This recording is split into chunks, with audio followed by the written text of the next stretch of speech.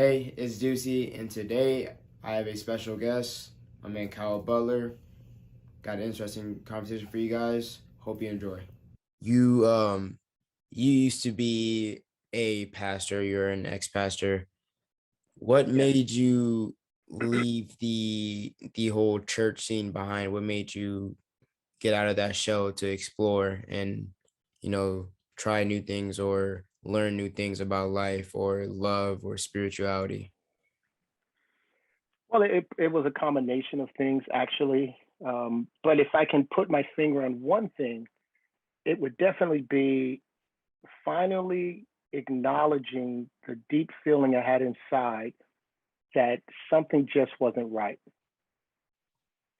And once I started to really pay attention to that feeling, that voice, that knowing inside of me, it really started to open me up to what wasn't right and why it wasn't right, Right. which gave me the courage to say, okay, I don't want to do that anymore.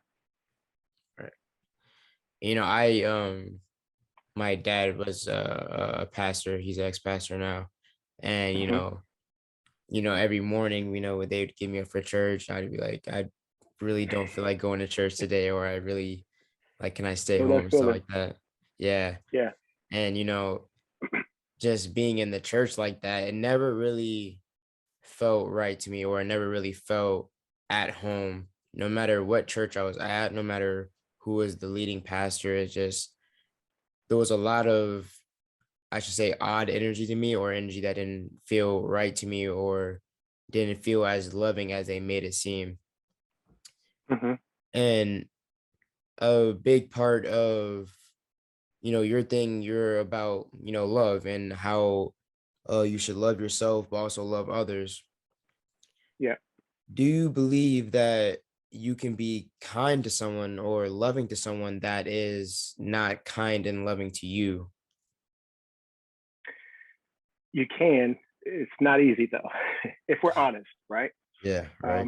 In the love community, if I call it that, in this spirituality community, in this oneness community, whatever we label it as, this higher consciousness, or whatever we label it as, the language suggests love everyone, treat everyone as you as one with you because you're one with everyone.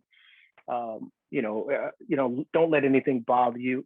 The language is there, and I agree with the language. I totally agree with the language. I resonate with the language, but in application of the language, that part is not always easy. That takes a lot of inner work because we're all coming from different places.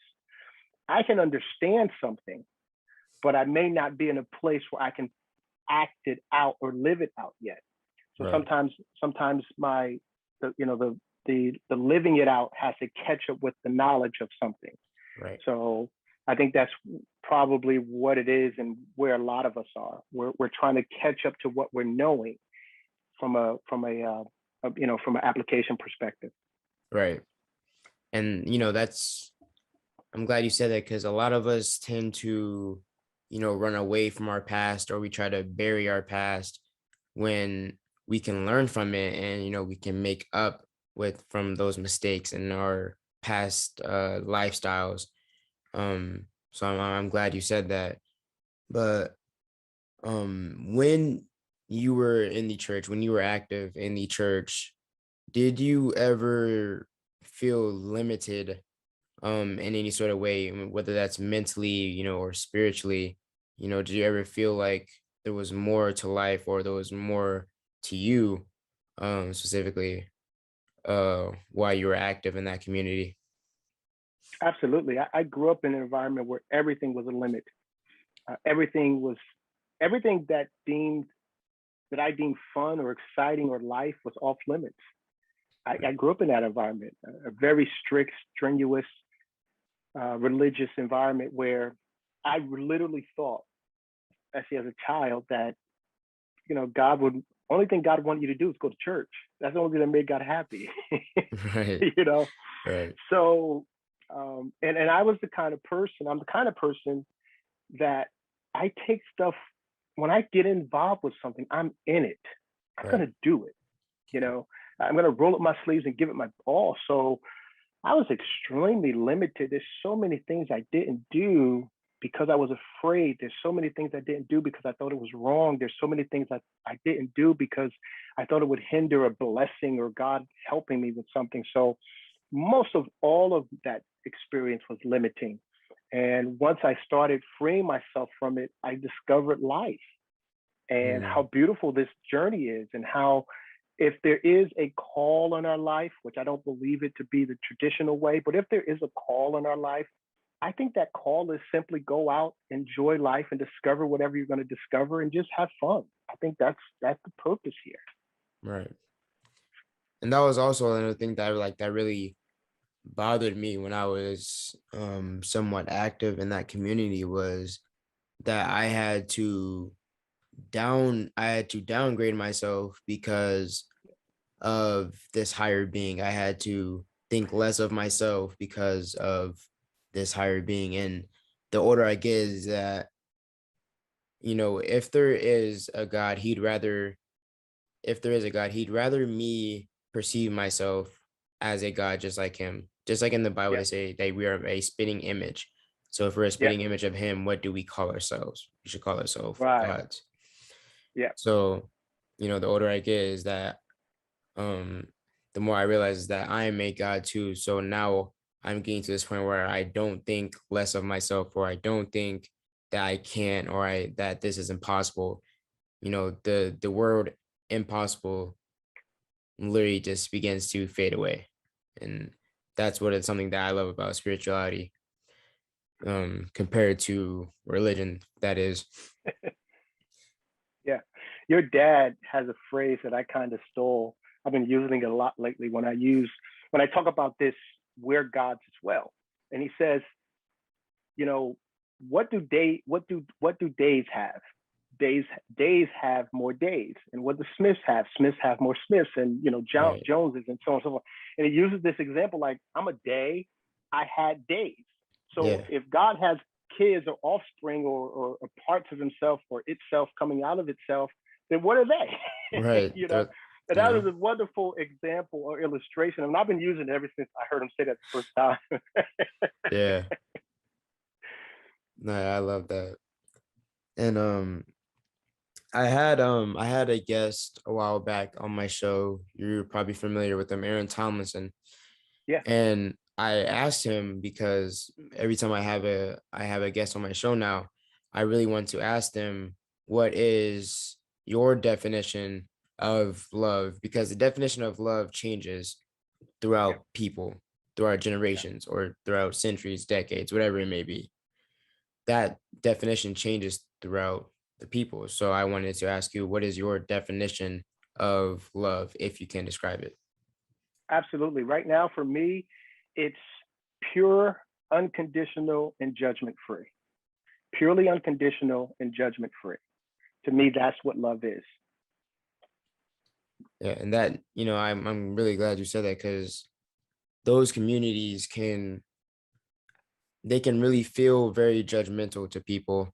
And Yes. a lot of people can feel judged because they might be living a sinful life, or they might be living a life that isn't right to God, or whatever the case may be. So people in that community will tend to judge them, and Hmm. that leads down that dark path where they don't really know themselves, or like I said, they start to think less of themselves and stuff like that.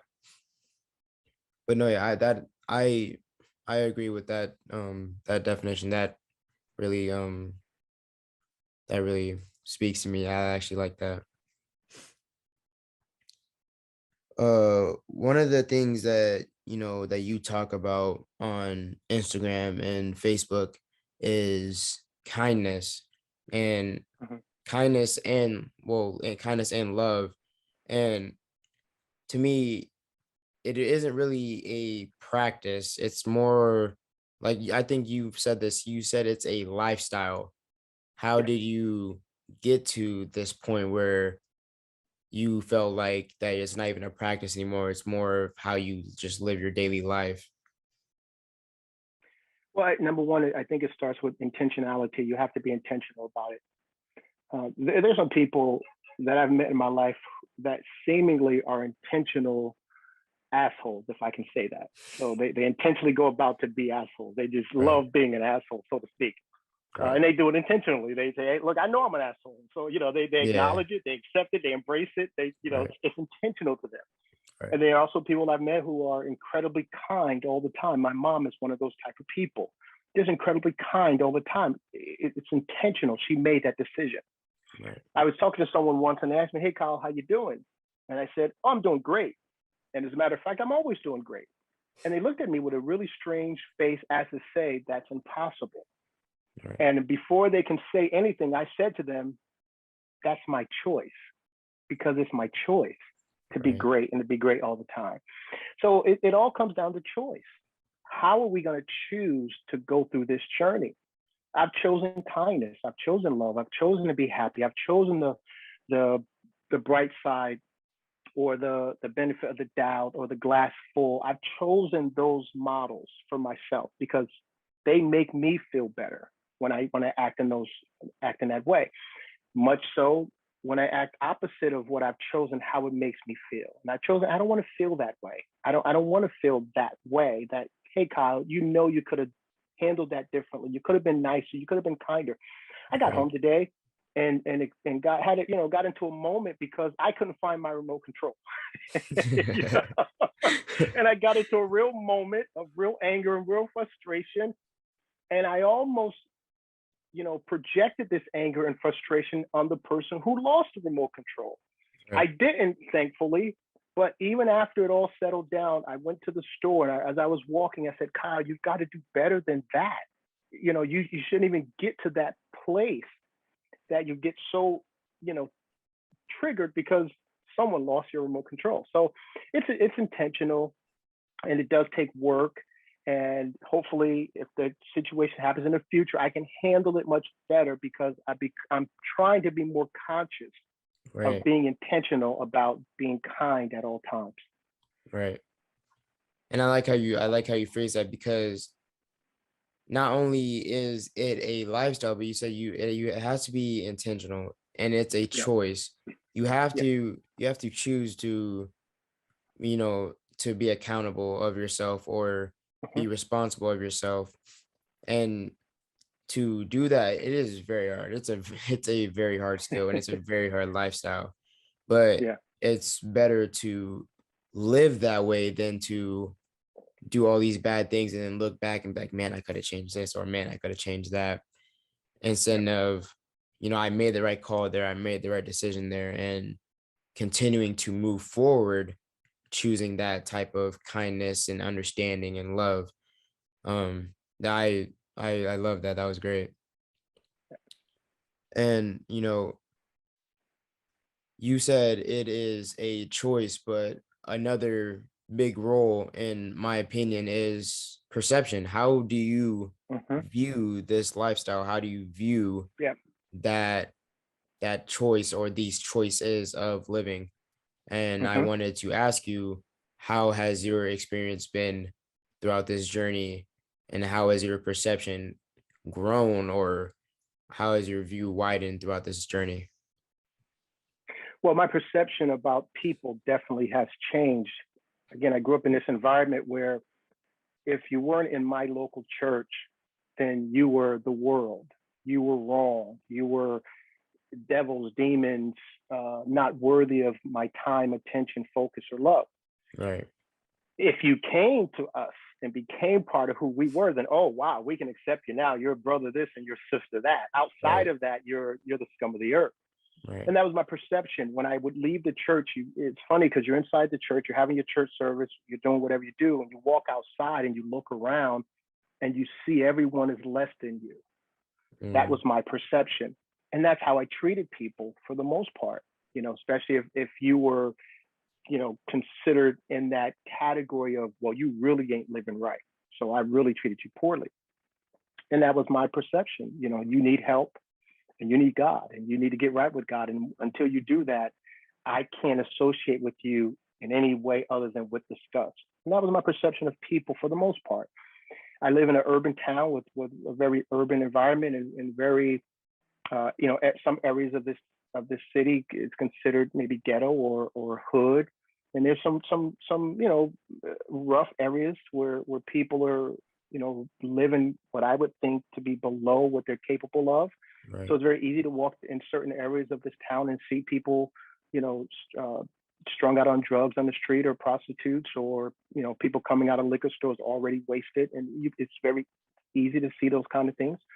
So I was very judgmental of that. I would drive down up and down these streets all the time and just look at these people with great disgust, until my perception of humanity changed. And I started understanding that humanity is loved by the creator, by the source, and is one with the source and the creator, just like I am. And when Right. I grab that perception of all of humanity, regardless of whatever state they're in at the moment, then my way that I interact with people changed drastically. I walk down the street now and say hello to people who are totally drunk, and would have Right. never done that before.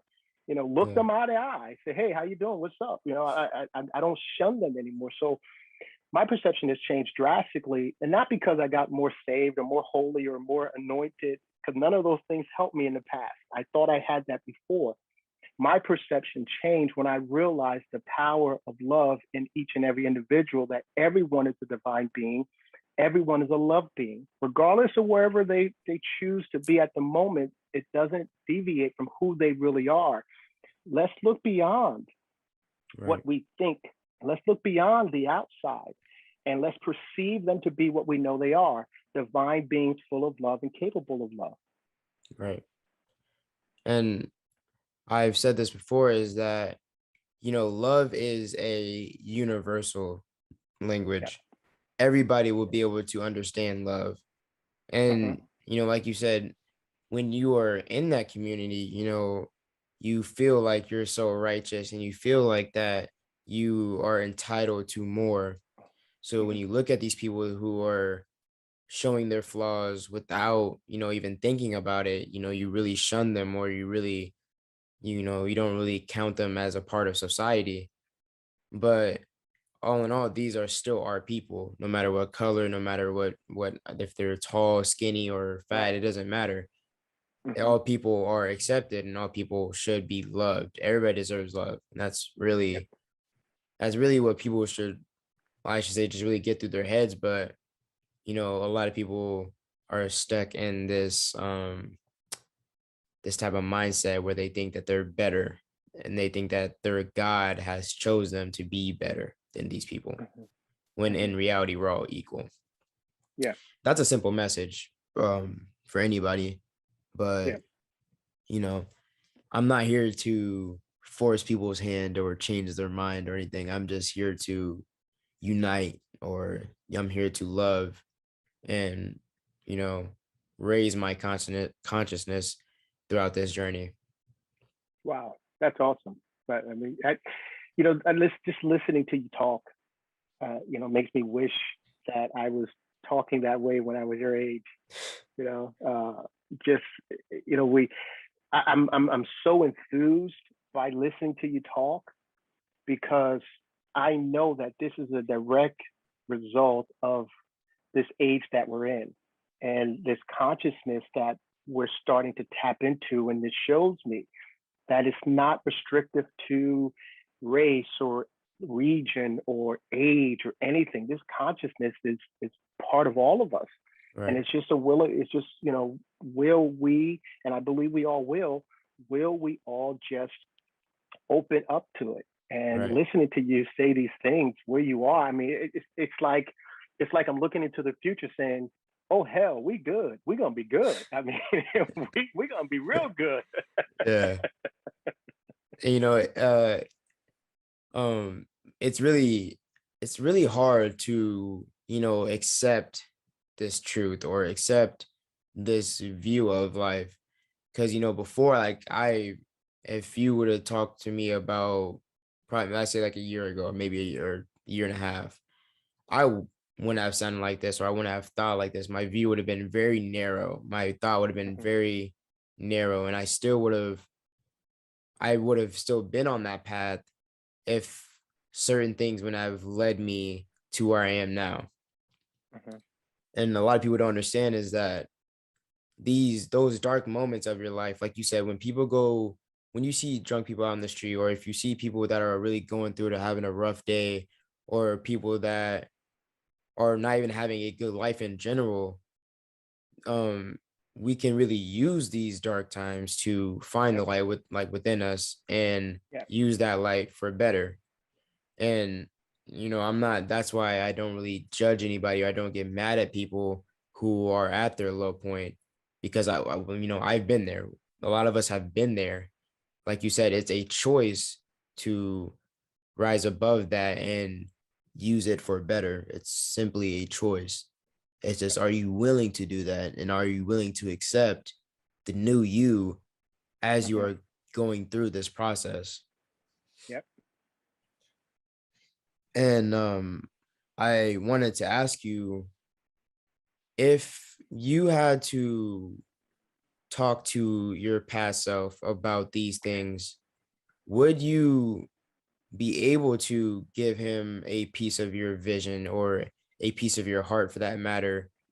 Do you think that you would be able to get through to him with your new perception of life? Yeah. My the programming was deep. Yeah. It started when I was very young. Yeah. Now, although inside, as I mentioned, inside of me, I always knew something wasn't right. Right. My biggest regret, and I don't like to say the word or use the word or think on things as regrets, because it's all part of the experience, and that's how life is. Life is just an experience. Right. But if I was gonna, point to something that people can kind of relate to in a way, I would say my biggest regret, especially when I got in church, is that I wasn't the rebel that I really wanted to be. Right. I wasn't that person who knew something wasn't right and felt like something wasn't right. I wasn't that person who would say it. I would just go along with things, Right. burying what I felt inside. I wish I hadn't done that. I wish I would have said, "Why are we doing this? Right. Help me understand it, because I don't understand it." No, I still don't understand. Yeah, I hear the verse you're using, but it doesn't make sense to me. Right. I wish I was that person that the church would have got together on a few occasions and said, "We got to do something about that brother Kyle. He's really getting out there." I wish I Yeah. was that person, Yeah. because I'm that person today. Not that I want to be confrontational or combative, because I'm not. Right. Whatever I share it from a place of, this is how I see it, this is how I understand it, this is what I think. I'm not saying you have to, like you said earlier, you're not trying to force anything on anyone. You're just sharing where you are. Yeah. And I invite people to share where they are without feeling as if they're wrong, or I don't want people to come in trying to make me feel like I'm wrong, because I don't really see right or wrong. That's just Right. where you are. This is where I am. It's Right. okay. So that's one thing I wish I would have done. I don't know if I could have gotten through to that, Kyle, because of the programming was so deep and so heavy. And I looked people eyeball to eyeball back then and told people they were going to go to hell.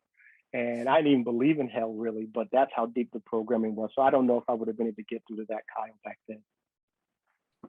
No, yeah, and for our generation, the difference between our generation and, let's say, your generation or my dad's, is that you guys didn't have all this information. And I talked to No. this about Aaron. Yeah. Uh you guys didn't have all the information literally in your pocket. So if Right. someone told you that, man, if you don't get right with God, you're gonna go to hell, or this will happen to you, this and that, you really just had to go with it, because you didn't know Yep. any different, or you didn't know any better. They really didn't have that information, or we weren't raised on that information. Right. And even though I have that now, even though a part of my childhood, that wasn't the situation. I didn't have, a phone when I was growing up. I didn't have all this stuff when I was growing up. So I was simply in the church simply just because people told me to, or Yep. because I was programmed, like you said, programmed to think a certain way. And at some point, I felt like, you know, I had to get out of that herd. Yep. I had to become the sheep that left the group, if that makes sense. Yeah. I had to become the sheep that Absolutely. left the group. And like you said, it's not because I like being disobedient, or I like being different. It's just I can't, just simply just let myself be taken over by other people, or Yep. get my life changed because someone else told me to, or I have to live life according to myself. I have to live True. life for myself. Yep. And that is another thing that, that you talk about, is loving yourself, and how powerful that is, and Yep. how you can understand your capabilities through loving yourself. Yep. And I talk about this a lot on my show, but I'd like for you to elaborate for the people that are watching, or for the people that watch my shows. Everything starts with us. And I know that if you've had any type of religious upbringing or any time in religion, everything in religion tells you opposite of that. The thing that I really dislike about Christianity is Christianity supposedly is patterned after Jesus.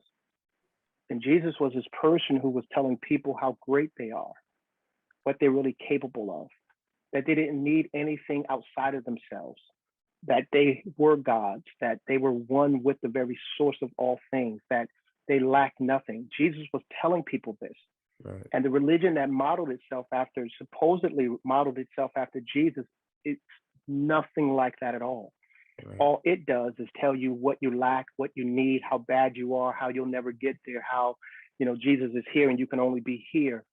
And it never does anything to point you inside to who you really are and what you're really capable of. So now that I'm not in that community anymore, I understand that everything starts with us.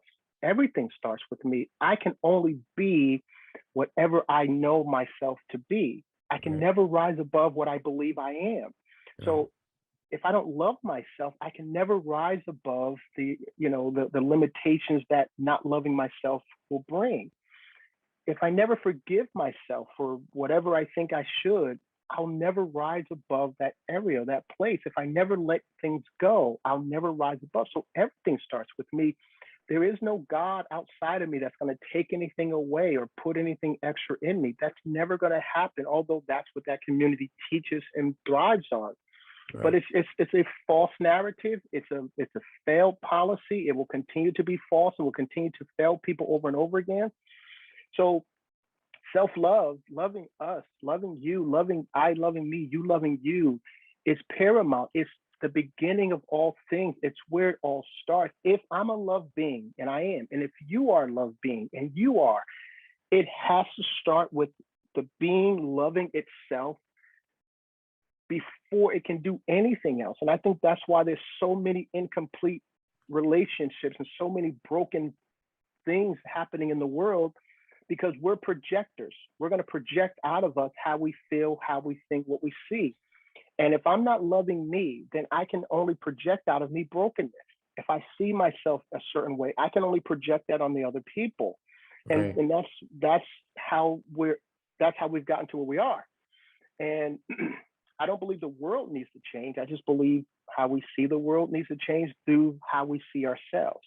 Right. So loving ourselves is paramount. It's where it all starts. It's where it all ends. And there's never going to be anything more important in this journey than loving ourselves above and beyond everything else. And I know Right. that sounds selfish. I know people struggle with that, but it's in a very simplistic thing that the airlines tell you when you take a flight. They Yeah. say, if you're sitting next to a child, put on their mask first. Put your mask on first before you put your own child's mask on. Now, you Yeah. would think as a parent, no, no, no, I got to take care of my baby. No, you can't take care of your child if you passed out. Yeah. Right. So you got to put your mask on first before Yeah. you can take care of your child. You have to love yourself first before you can love other people properly. Right. And that was something that I said in a previous video, is, you know, before you try to love somebody, before you try to give someone your all, make sure you are not picking up your own pieces in the Right. process, because that will only cause collateral damage. Or you might be helping the other person, but you might also be hurting yourself in the process. Right. Absolutely. Loving yourself, or trying to become whole, is it's a long process, or it's a very hard process, I should say. Yes. And I believe a lot of people stay in religion or they stay in these communities because they are scared of that unknown, and they are scared of that progress. They're scared of that Yeah. work. And they really they use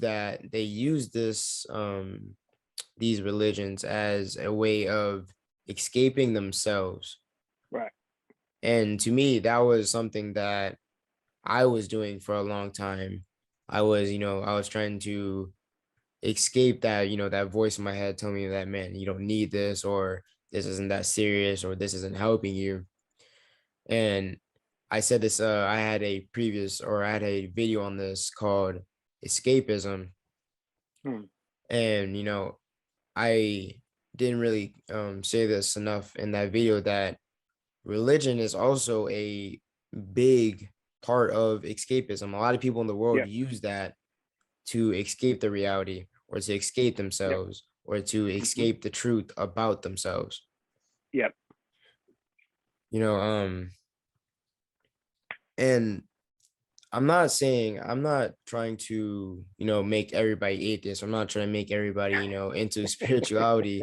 I'm just saying that, you know, we do have to begin at some point to question our reality Yes. and question life. Is there more to it than the Holy Father or the Holy Ghost? Or if I die, will I go to heaven or hell? All of these things, I believe, are metaphor to man or woman, Yep. where Yep. whoever you may be. Like you said, Jesus in the book was a being that told people how great they are, told people how powerful they are, and how much they are capable of. Yep. And now that I go back and I read these things, I really think that that was just the first written story about the enlightened man. Hmm. And people might not agree with me on that. Regardless if you do or don't, that's something that we can be, or that's something that we are capable of. Yep. When you were in the church community, did you ever have that thought in the back of your head that you were capable of doing more, you were capable of reaching more through a different way or through a different type of message? Yeah. I wish I can say I did. Um, my programming was very Jesus centric, very God centric. Jesus will do it. Jesus will fix it. Give it to Jesus. Let Jesus. Let God. Trust God. It was huge on projecting again from ourselves. Like I can't. I'm incapable. I'm weak. I'm insufficient. God, only through you, Jesus. It was all this. Tell me what to do. Show me what to do. I mean, I lived countless of days and years in that mindset. I don't know what to do. God, I'm waiting on you to tell me something. Kyle, I shouldn't have to tell you to go eat. I mean, these simple things. You should go. You want to eat, go eat. I mean, come on. Right. But that was the environment I grew up in. Very, very God centric, Jesus centric. So I didn't think I was capable. I didn't think I was capable of anything outside of those mechanisms. Right. And even though I was failing at life, every time I tried to follow those mechanisms with everything I had, I was failing miserably at life. Right. And the few times I was that rebel and said, screw that, I need to do life. I need to do Kyle. I need to get out here and make stuff happen. I succeeded and I prospered. But that old programming kept bringing me back Right. to that what I was more programmed to think and believe about myself. So it took me some time. And me and your dad talk about this quite often. There's nothing that's going to happen that you don't do.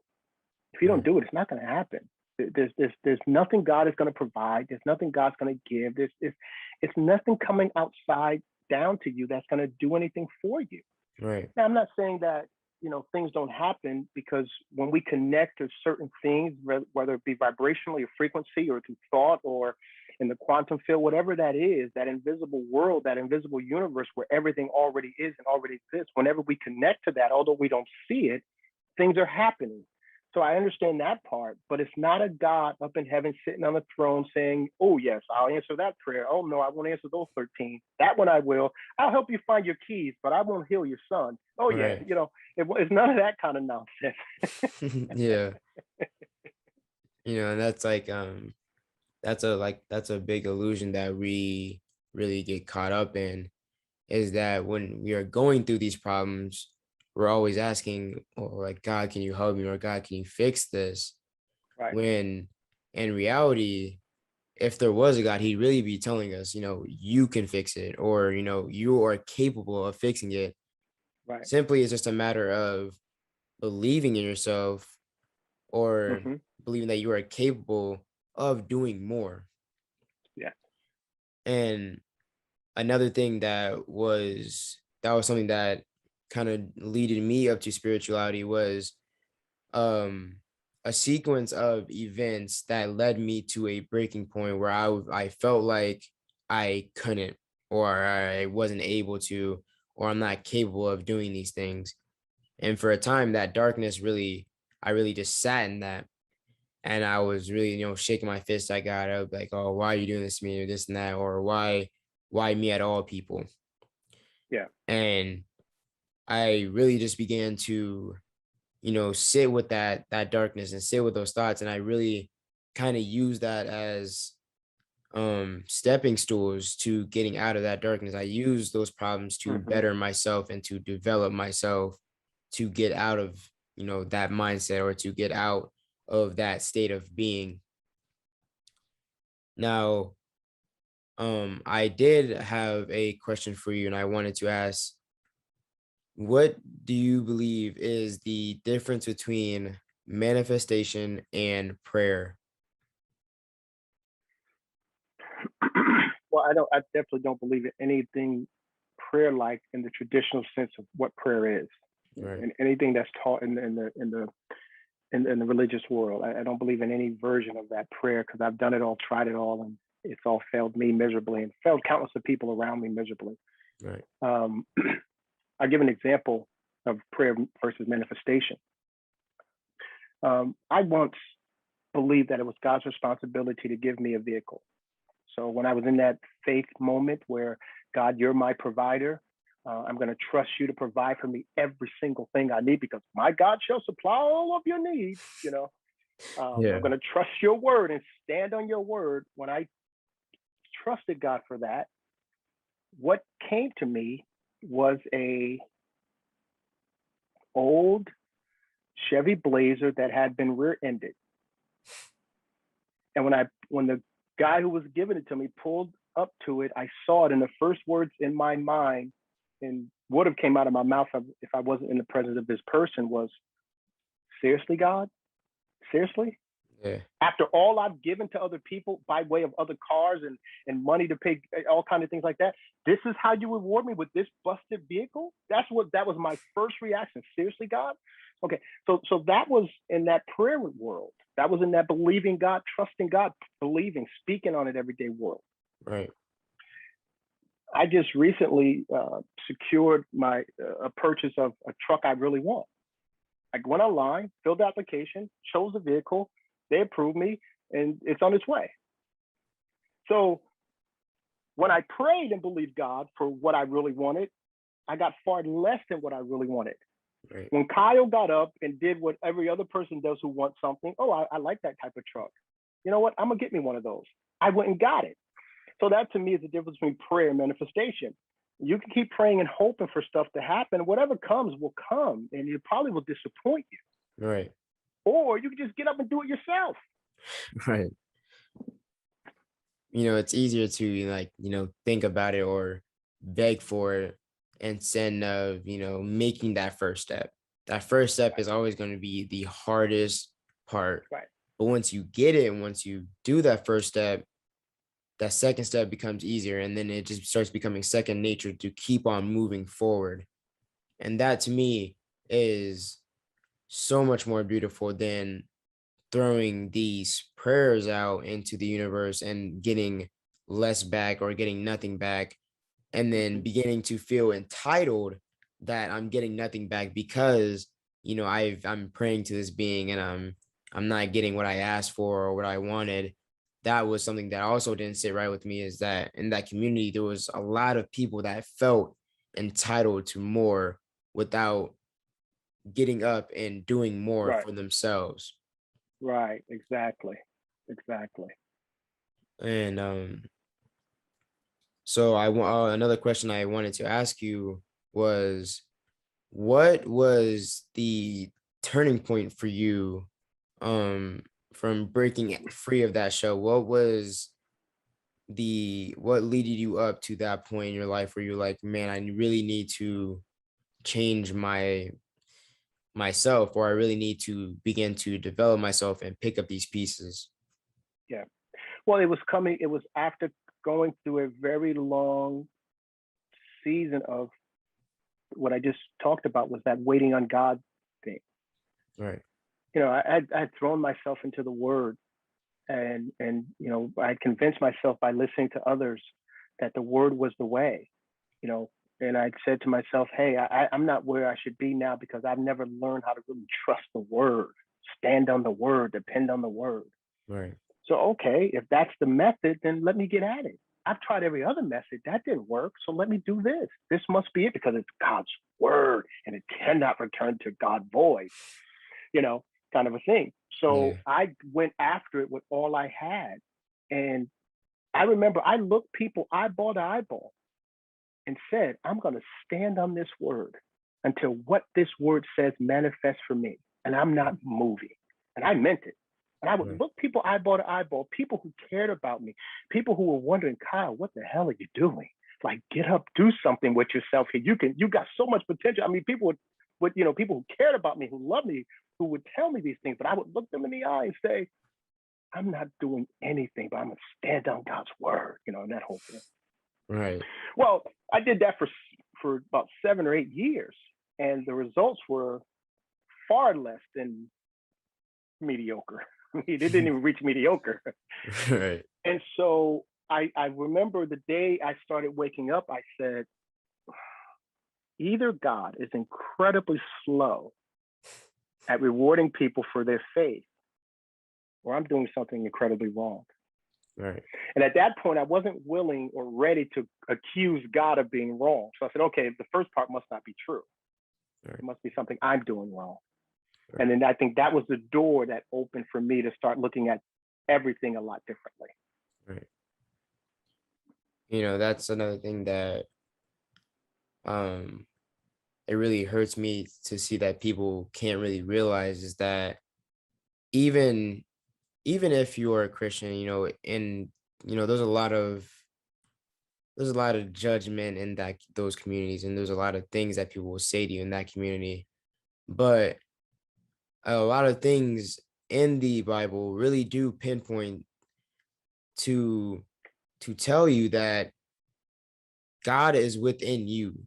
Go seek Mm-hmm. go seek within the God in yourself than within the God in the sky. Yeah. And that's really what kind of changed my perception of life, is that I'm more of God than this man-made God that people have wrote about, and this man-made God that people have said that is judgmental, or that will punish you or ban you or kick you out of his kingdom. Yeah. And to me, that never really sat right with me. That never Yeah. really that that type of teaching, or that state of being really never sat right with me. Yeah. And the order I'm getting is that you know God or Satan or heaven or hell, these are really metaphors to Yeah. a state of being Mm-hmm. rather Yeah. than a actual being. Yeah. Yeah. Yeah. And And that makes to me, that makes a lot more sense.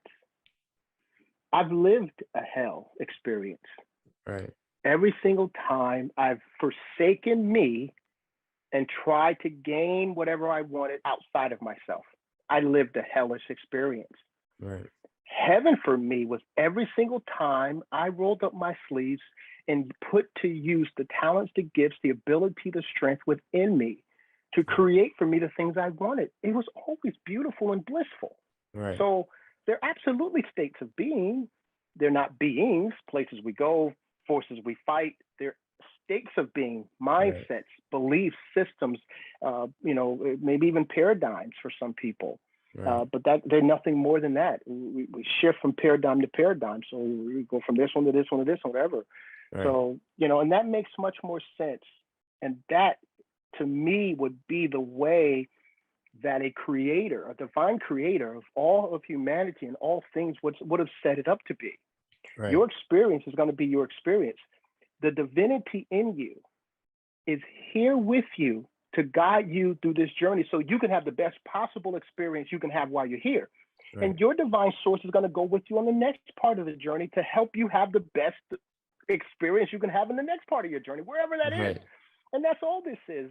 The divine in me is here and willing to help me have the most beautiful experience I can have while I'm here. Right. But I have to acknowledge that part, Right. or I can acknowledge the egoic part of me, the ego. And we're masters at ego. We're Yeah. masters at following ego, and not many of us know how to follow divine. Right. And yeah, that's also, something that I've been learning is that, the God in me, my intuition, my soul Right. picked this vessel to experience the human life. Yeah. So for me to be here and me to try to live it for somebody else or try to live it for another being, that's why it never sat right with me, because I was never living for myself. Right. This Exactly. this life is, like you said, is for an experience.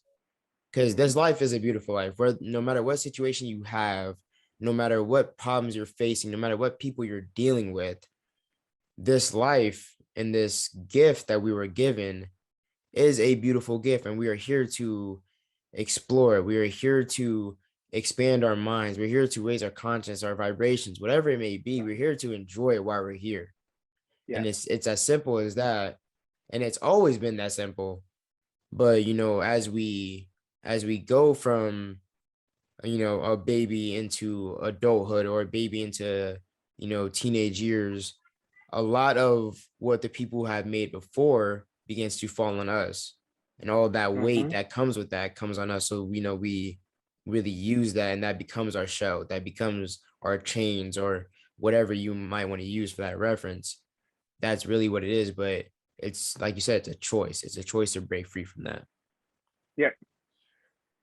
I wanted to ask you, what are some of your favorite speakers or your favorite teachers or your favorite authors that, share the same vision, or they share the same love, or same per perception, or, understanding.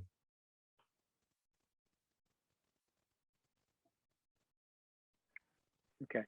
Well, I would definitely have to say your dad is one of those people. Your dad and I, we've been walking this journey somewhat together for a while, and there were some times where perhaps I was out in front of him, and there were some times he was out in front of me. Like probably right now, he's probably out in front of me with some of the things that he's saying.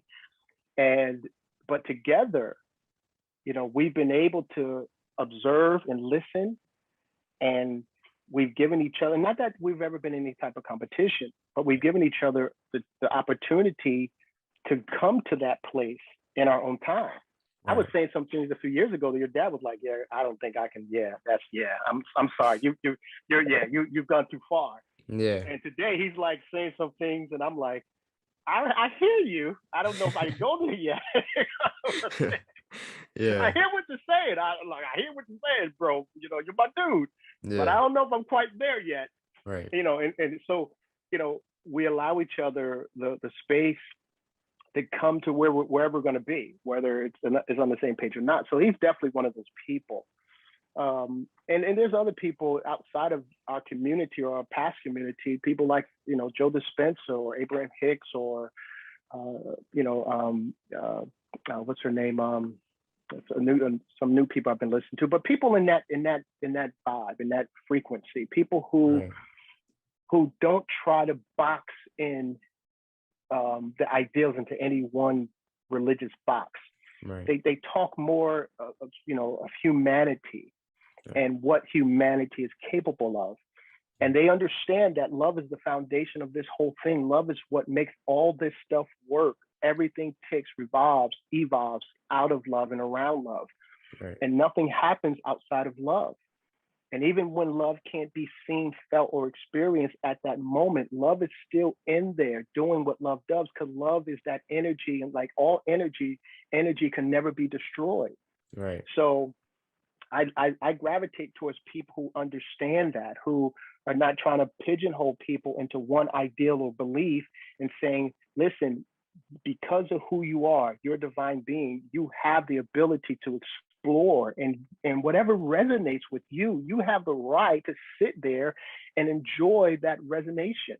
Right. And, most of these, religious communities don't let you do that because they want to mold you to their way of thinking. And that's ultimately control and manipulation, although it's not going to be, acknowledged that way in those communities. But that's exactly what it is. Right. When someone tells you, you have a conversation with someone and you see things differently, they say, I'm praying for you. What are they really saying? They're Right. saying, I'm bothered by what you think and what you believe. So I'm going to pray to my God and ask my God to change how you feel so I can feel better. That's Right. ultimately what people are saying when they say, I'm going to be praying for you. I don't want you to pray for me. I'm Right. perfectly fine where I am, where I'm resonating. It feels good to me. So let me stay here.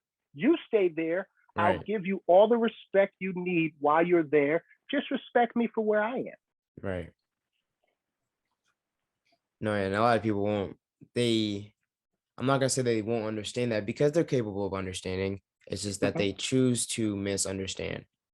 And Yes. people like that, I'm not gonna argue with, or I'm No. not gonna, I'm not gonna say I'm not gonna deal with them, but I will still give you my love just from a distance because I don't need that energy around me. And like you said before, I'm not in no competition with any of these people. This Right. this journey of life, this isn't, I'm not even gonna say it's a race of life. This is simply a journey that we all walk at different paces. Mhm. And, like you said, if someone's behind me or if I'm ahead of somebody, if I will always reach my hand out to help them, you know, Mhm. and if they don't want it, that's fine. That's not my problem if you don't want my help. It's just, we should just all be on this journey, on this path with love, understanding, Mhm. and the will to learn, the will to grow. Yes. That to me is the most, or those things are the most important things to me that in life, or the things that I have been learning. All right, we are going to wrap this up. Kyle, would you like to tell the people where they can, watch your content or reach out to you, or, get, your information? Well, right now, Facebook is probably my biggest platform. I have a small little platform on YouTube, and I'm growing that and looking to do more over there. But right now, I haven't done a lot of videos lately. I've kind of took a sabbatical from that. Um, most of the way I like to communicate right now is written. So you can see a lot of my postings on Facebook or maybe Instagram from time to time. I do have a website, KyleLButler.com. There, if you go to KyleLButler.com, you can get all the links to all of the social media sites that are there, and you can connect with me that way. But Facebook right now is my main platform. I kind of really enjoy it. I found a nice community there. I know there's tons of other platforms, but I kind of really enjoy that one. So I always leave space open for new friends. So if you like what you hear today and you want to learn a little bit more about me, come on over, send me an inbox or an invite, and we'll connect. Well, Kyle, thank you for, taking your time to be on the It's Deucie show. Glad to have you, and I'm glad to have you back on the show. Any other time we had a great conversation. This is great. I can tell you a story. You see, I met you, your dad, and your other brother um, in Newark. You guys came to Right. visit some family, and your dad said, "Hey, I'm going to be at my family's church. Come on over. We can hang out." And and I saw the most beautiful thing in the church service. Now I was out of the church mindset at that time, so I knew I wasn't probably going to enjoy the service. Nothing against the people, just knew that I just Right. we get to that part, I was going to doze. I was going to zone out. I saw the most beautiful thing though. You and your dad was in the middle, and you and your brother were on the opposite sides of him. One brother had stretched out across the pew and was totally asleep. I think you were leaning your head on your dad's shoulder and you were totally asleep. Yeah. And I thought that this was such a beautiful example of father knowing my boys are okay, because we were never allowed to go to sleep in church like that, especially not at that age. Right. Right. So Right. that you guys weren't toddlers or 3 or 4 year old. You guys are, this is a couple of years ago. Yeah. But I thought that was the most beautiful thing ever. Like, you want to go to sleep? Go to sleep. I don't care. Right. And your dad had no problem with it, and you guys had no problem with it. And I thought I was behind you guys watching this play out. And I tell your dad this story quite a few times, but I thought that was one of the most beautiful examples of a family time in church that I've ever seen before in my life. Right. Yeah. I always used to like just kind of zone out in churches, regardless of what was really going on. Like I said, it never really felt right or it never really felt comfortable to me. So sleeping Yeah. was, always, one of the main options, in I just thought it churches. was totally cool that you guys had the freedom to go to Yeah. sleep in church. I just thought that was so totally cool. And your dad wasn't like, "Wake up, boy, you don't go to sleep in the Yeah. house." Like, I just thought that was so cool. Yeah. We're going to wrap this episode up. This is It's Deucie with Kyle Butler. Thank you for watching. Love you. Peace. Love you guys. Thank you. Thank you for watching. I hope this helped and I hope you enjoyed. Make sure to check out the other podcasts on the One Institution Network. Make sure to check out all of Kyle Butler's socials. Make sure to like and subscribe. Make sure to give me 5 stars. Love you. Peace.